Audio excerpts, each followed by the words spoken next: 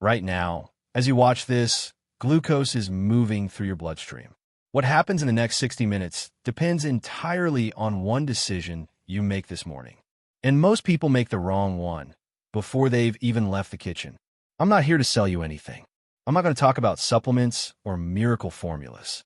What I'm about to show you involves something already sitting in your kitchen right now.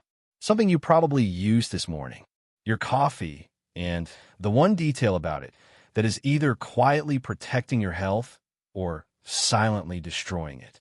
I'm Dr. Helson, a physician, and over the last several years, I've closely followed hundreds of patients with prediabetes and type 2 diabetes, especially people over 60.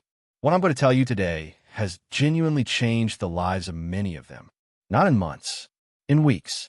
According to Brazil's own Ministry of Health, diabetes cases have surged 135% in less than 2 decades.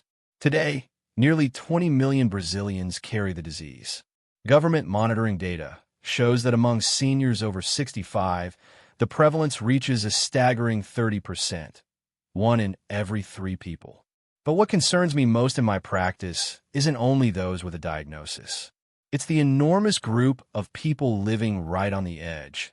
High glucose levels, unexplained fatigue after lunch, persistent thirst that won't go away, who haven't been diagnosed yet, or who have been diagnosed but don't know what to do beyond taking their medication and waiting. Time is already running, and the longer the wrong habits continue, the harder the road back becomes. But here's what I need you to understand right now. The damage this is causing, most of it is still reversible. And it starts with your very next cup of coffee. Here's what most people don't know about coffee. It is, from a biochemical standpoint, an extraordinary drink. It contains hundreds of bioactive compounds, but 2 of them are of particular interest to science: chlorogenic acid and trigonelline. Think of them as traffic controllers inside your intestines. When you drink coffee before eating, these compounds slow down and regulate the absorption of sugar from your food. Instead of a flood of glucose hitting your bloodstream all at once, you get a controlled, steady flow, one your pancreas can handle without going into overdrive. A study published in Diabetes Care from researchers at the Harvard School of Public Health analyzed data from over 1 million people and found that regular coffee consumption is associated with a meaningful reduction in the risk of developing type 2 diabetes. The effect is dose-dependent. Within a reasonable daily limit, more cups correlate with lower risk. In 2018, researchers at the Karolinska Institute in Sweden reviewed 30 different studies covering nearly 1.2 million participants. Their conclusion: both regular and decaffeinated coffee consumption is associated with approximately a 30% reduction in the risk of developing type 2 diabetes. 30%.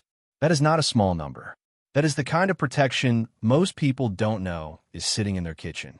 But here is where the clock becomes critical. These benefits depend entirely on how you drink coffee. The wrong coffee at the wrong time, in the wrong way, does not just fail to protect you. It actively works against you. And that is exactly what I see happening in my practice far too often. Let me tell you about Mr. Arnaldo, 72 years old, retired, a man of habits. He had been drinking coffee since he was 17 years old and was proud of it. When he came into my office, his fasting glucose was 138 and his HbA1c, which reflects average blood sugar over the past 3 months, was 7.1%. Above the desired level. He told me, "Doctor, I do everything right. I drink coffee every day. I walk 3 times a week." I asked him to walk me through his routine in detail. That's when I found the problem. Every morning, as soon as he woke up, before eating anything, he drank a large cup of strong black coffee. Then one at 3 p.m. with a sweet biscuit. Sometimes a third before bed. 3 classic mistakes. All of them costing him time he didn't know he was losing. The first mistake was drinking coffee on an empty stomach right after waking up. When you wake up after a full night of fasting, your body already has elevated cortisol, the stress hormone. Cortisol signals your liver to release glucose into the bloodstream, giving you energy to start the day. That's normal. That's survival biology. The problem is that caffeine amplifies this effect.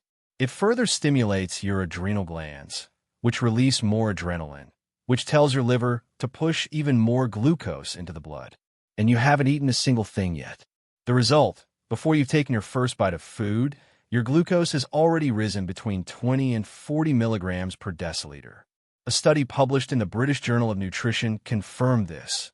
Black coffee on an empty stomach after a night of sleep can significantly elevate morning blood glucose levels. The second mistake was coffee with sugar, sweeteners, or cream.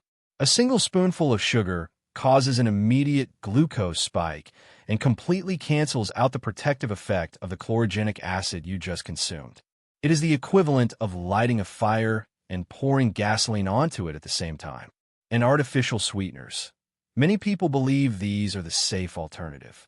But research published in the journal Nutrients in 2021 suggests that sweeteners like aspartame and sucralose can disrupt the gut microbiota, the bacterial ecosystem in your intestines that plays a critical role in glucose metabolism. Data published in January 2025 in the American Journal of Clinical Nutrition by the Harvard School of Public Health analyzed 3 large American cohorts and found that plain coffee was associated with a 10% reduction in diabetes risk per additional daily cup. Coffee consumed with sugar? That protective effect was significantly diminished. The third mistake was drinking coffee in the late afternoon or at night. Caffeine has a half-life of 5 to 6 hours in the human body. If you drink coffee at 3 p.m., half of that caffeine is still active in your system at 8 p.m. It keeps cortisol elevated, it interferes with deep sleep, and it's during quality sleep that your body regulates a significant portion of glucose metabolism. Poor sleep leads to uncontrolled glucose. Uncontrolled glucose damages sleep quality further. It is a vicious cycle, and every night it continues. The clock moves in the wrong direction. When I explained all of this to Mr. Arnaldo and we adjusted his routine together, the clock started running in the other direction. In 8 weeks, his fasting glucose dropped from 138 to 112. His HbA1c went from 7.1% to 6.6%. Without changing his medication, without a radical diet overhaul, without a gym membership, just a correction to his coffee habits. Now I'm going to tell you exactly what to do instead. 3 precise windows of time. Each one a metabolic opportunity that most people never use. The first golden window is breakfast, but not the very first thing in the morning. When you wake up, drink a glass of water first. Wait 30 to 60 minutes. Then eat something with protein, scrambled eggs, a piece of cheese, plain unsweetened yogurt. Only then drink your coffee, plain, without sugar or sweetener. Protein first buffers caffeine's impact on cortisol. It gives the liver better raw material to work with. It prevents the unnecessary glucose spike that would otherwise happen before you've even started your day. Research published in the Journal of Clinical Endocrinology confirmed that consuming protein before caffeine reduces post-meal glucose spikes. And if you want to enhance this effect even further, add half a teaspoon of cinnamon powder to your coffee. Cinnamon contains compounds that partially mimic the action of insulin, a modest but real ally in glucose regulation. The second window is 20 to 30 minutes before your main meal, and this is the one almost no one uses. A small cup of plain black coffee before your largest meal of the day. The chlorogenic acid acts as the traffic controller I described, slowing the absorption of sugar from the food you're about to eat, reducing the post-meal glucose surge that is one of the primary triggers for developing type 2 diabetes.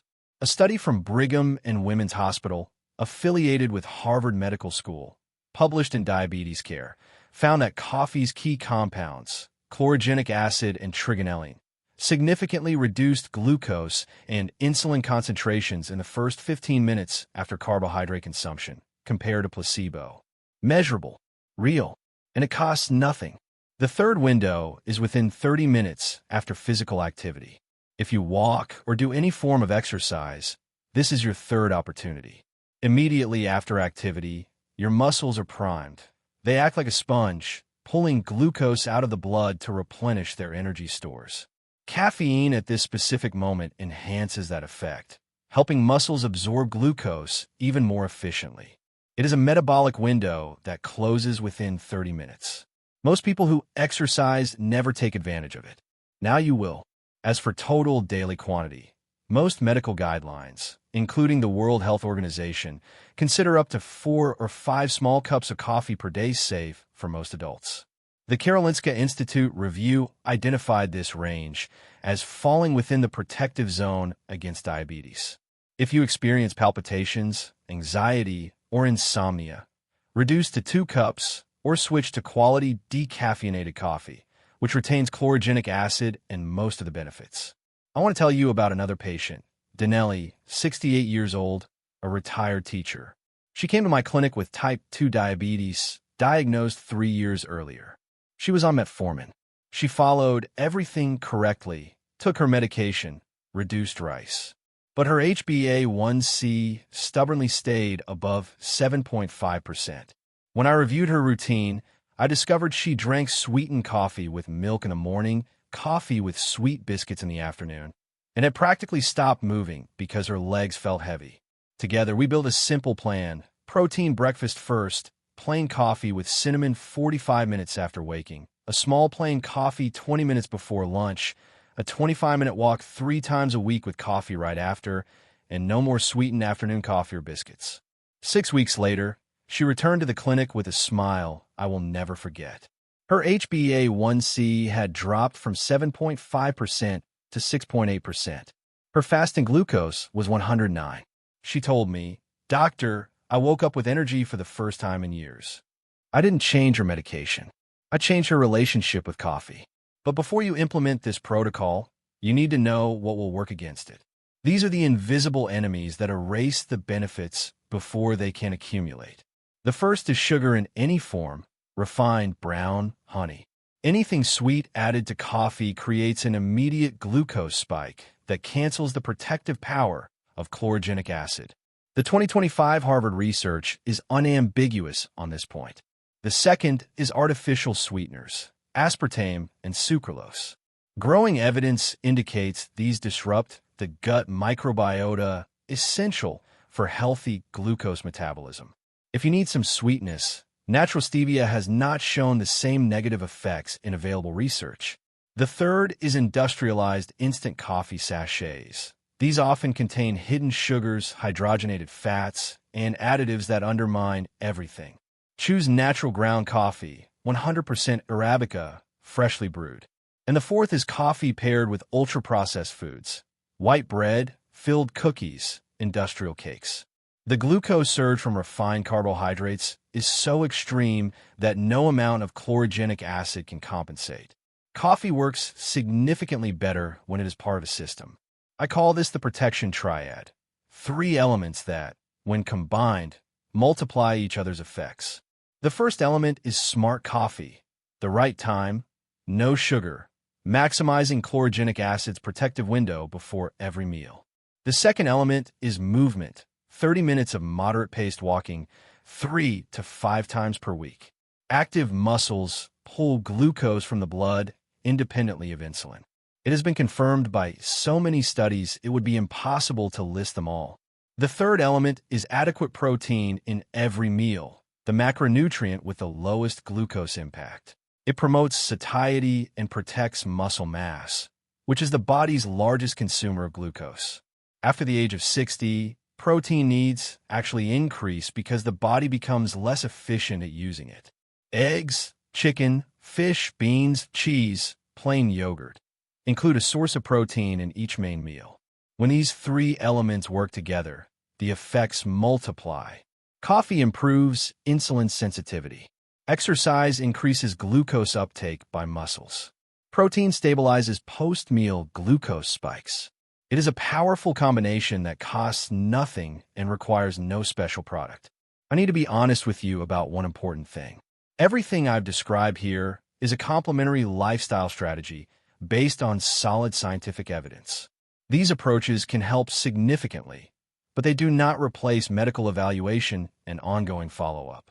If you have a diabetes diagnosis and take medication, never adjust your dosage or stop on your own. Bring this information to your doctor. Discuss it together. Make changes with professional guidance. Do you have a family member, a father, mother, sibling, or close friend who struggles with high blood sugar or already has diabetes? Share this video with that person now. You might be giving them information that could change something in their life.